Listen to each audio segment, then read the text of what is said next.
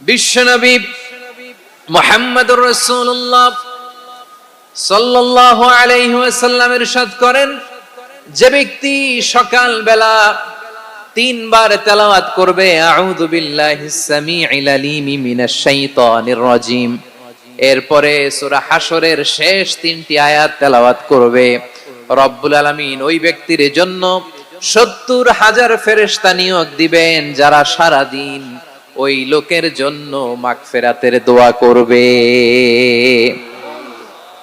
শুধু এখানেই শেষ নয়, বিশ্বনবী ফরমান ওয়া ইন মাতা ফি যালিকাল ইয়াউমি মাতা শাহীদান, ওই দিন যদি ওই ব্যক্তিটা ইন্তেকাল করে সে শহীদ হয়ে কিয়ামতের দিন আল্লাহর সামনে দাঁড়াবে।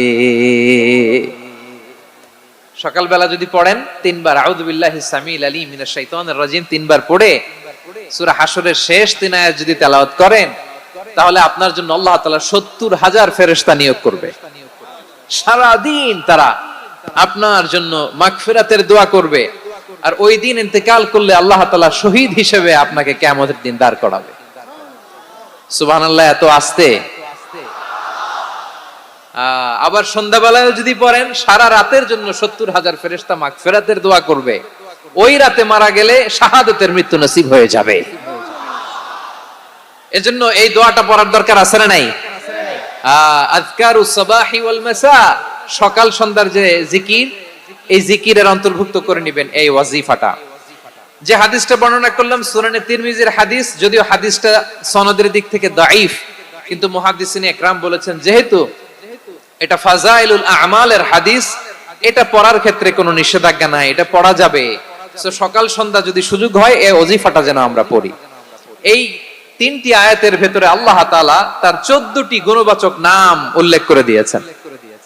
কয়টি? আওয়াজ করে বলেন তো, যারা শুনতে পেয়েছেন বলেন, এই তিনটি আয়াতের মধ্যে আল্লাহর কয়টি সুন্দর সুন্দর গুণবাচক নাম আছে বলেন তো? কয়টি? সবাই বলেন কয়টি?